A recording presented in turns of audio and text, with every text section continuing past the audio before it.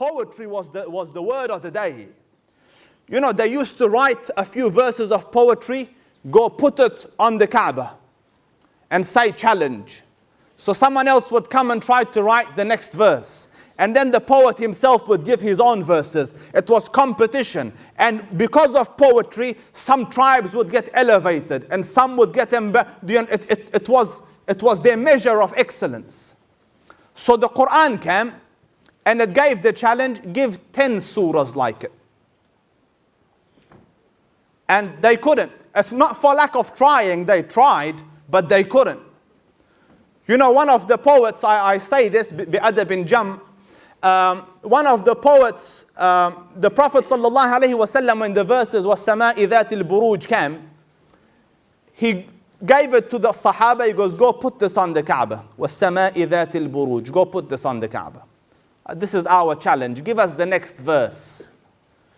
So one of the poets came and he saw this, he goes, oh, this is easy. And he ran home. You know, took pen and paper and started to write, like, you know, وَالسَّمَاءِ ذَاتِ الْبُرُوجِ, what's next? And eventually he came, he wrote it down and he stuck it on the Kaaba. And this is what the poor soul had written. وَالسَّمَاءِ ذَاتِ الْبُرُوجِ وَالنِّسَاءِ ذَاتِ الْفُرُوجِ. Women are creatures with private parts. This was his poetry in comparison to وَيَوْمِ وَالسَّمَاءِ ذَاتِ الْبُرُوجِ وَالْيَوْمِ الْمَوْعُودِ وَشَاهِدٍ وَمَشْهُودٍ. There's no, and the Arabs themselves looked at it and go, oh, no, what an embarrassment. And others tried. One of the classic ones is Musaylima. Musaylima claimed prophethood. So he said that Allah has revealed to that prophet and he's revealed to me as well. So we are dual prophets. So he came to Amr ibn al-As. Amr ibn al-As is one of probably the most sharpest minds amidst, you know, in Arab history. A diplomat, an astute politician, a thinker, a strategist. Amr ibn al-As, radiallahu anhu wa ardah. You know, he's the type of man that will look at you and see through you. You know, there's little you could hide from Amr ibn al-As. So Musaylima came to him and he said, what's the latest that's been revealed on the Prophet of Hijaz? Now, Amr ibn al-As is not a Muslim at this stage. So he goes, what's the latest that's been revealed on the Prophet of Hijaz, as in the one from your tribe, because he's from the Quraysh as well. So Amr ibn al-As said, he goes, I think it's إِنَّا أَعْطَيْنَاكَ الْكَوْثَرَ فَصَلِّ لِرَبِّكَ وَانْهَرْ إِنَّ شَانِئَكَ هُوَ الْأَبْطَرُ. So he goes, something similar is revealed upon me. So he said, what's revealed upon you, Ya Musaylim? So he said, the surah of Tufah, apple. So he goes, read it to me. So he said, إِنَّا أَعْطَيْنَاكَ التُّفَّاحِ فَصَلِّ لِرَبِّكَ وَارْتَاحِ وَضَعْ عَنْكَ الصِّيَاحِ. Verily we have given you the apple, so pray to your Lord and relax and forget about your worries.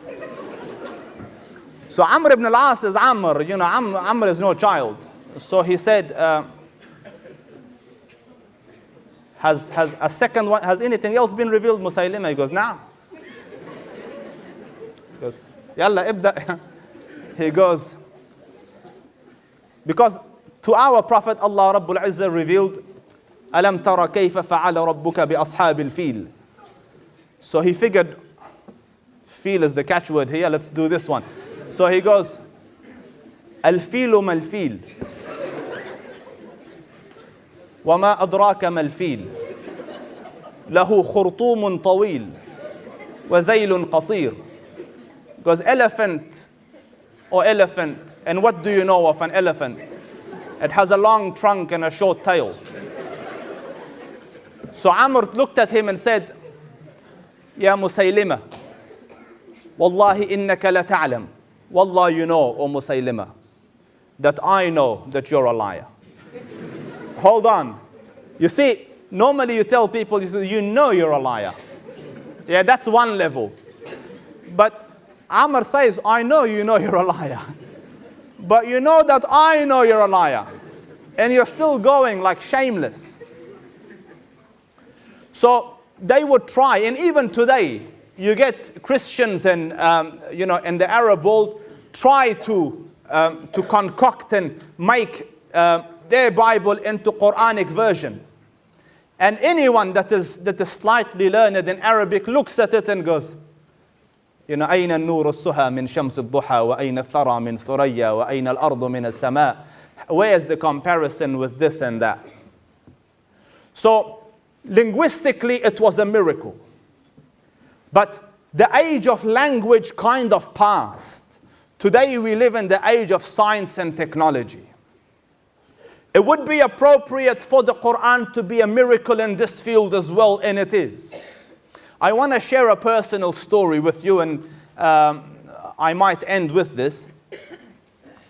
And I said might because something else might come up. So now I'm being honest, because I used to say this is the last one and it never was. So now I use the word might and we're all covered. So this is a personal story. I was a grade 6 kid. And my teacher took me to SciTech. You know SciTech, oh, it's called SciTech. I think it's called the planetarium now. That big little domish stuff that you drive by the freeway, you see it. SciTech, I went there. And they showed us, science and the stars and all that. And then a lady was doing a presentation. I was a young kid, grade 6. And she got a balloon. And inside the balloon, she had filled it with little, the punch holes things, those little paper cuts inside there. And the balloon was full. And then she got a needle and she went poof, like that. And it burst and all the little stars went everywhere. And she said, this is how the universe was created. Like the Big Bang. Now, I started Hifz very early on in life. And I had read the verse, Allahu alladhi khalaqa sab'a samawati, that Allah Rabbul Izzah created the 7 heavens fi sittati ayyam, in 7 consecutive days or periods of time. And so when this person said that, I was like, no. But what's a grade 6 kid gonna say, So it annoyed me, it really did. We came from a very conservative upbringing. So I was very unhappy. So I came home and it kind of went into the back burner. I forgot about it. And then I was watching the news. I remember it like today. It was in my uncle's house. And the news came on and they said, the discovery of the decade. And discovery of the decade is not discovery of today. So, I paid attention to it. And they say it is confirmed that the world is made from the Big Bang. And I was like, that the world is made from the Big Bang. So what the lady had said, the birth, it was correct.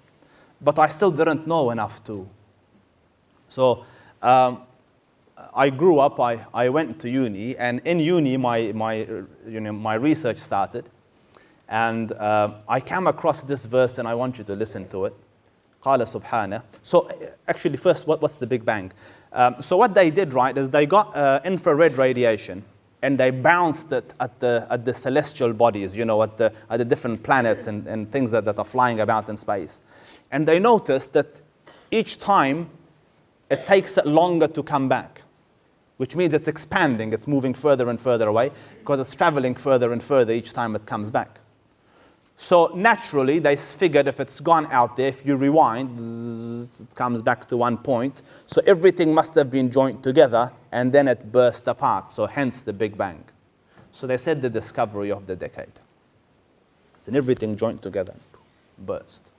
So I'm researching, and I came across the verse, قال سبحانه, أَوَلَمْ يَرَ الَّذِينَ كَفَرُوا. Do not the unbelievers see أن السماوات والأرض كانتا رتقا ففتقناهما. Do not the unbelievers see that the heavens and earth were all joined together and we burst them apart? Big bang to the dot. Yeah? Everything was joined together and we blew them apart. And then he continues, وَجَعَلْنَا مِنَ الْمَاءِ كُلَّ شَيْءٍ حَيٍّ, and from water we made everything living. Everyone is unanimous consensus that water is the source of life. So when they look on Mars for life, they don't look for aliens walking, they look for water. So if there's water, there's probably life there. And the Quran mentions it 14 and a half centuries ago, where man had no clue. Like, how would a person in the desert walking sheep come to the conclusion that you see this whole heavens? كَانَتَا رَتْقًا, they were all joined together. They were zero volume. فَفَتَقْنَاهُمَا, and we burst them apart. And for those, and I met a person at school, and he said, this verse made me a Muslim. Like, when I came across it, what else are you going to say? He says it to the letter, that everything was joined together, and only the Creator will know how it came about at that time without any of the modern technologies.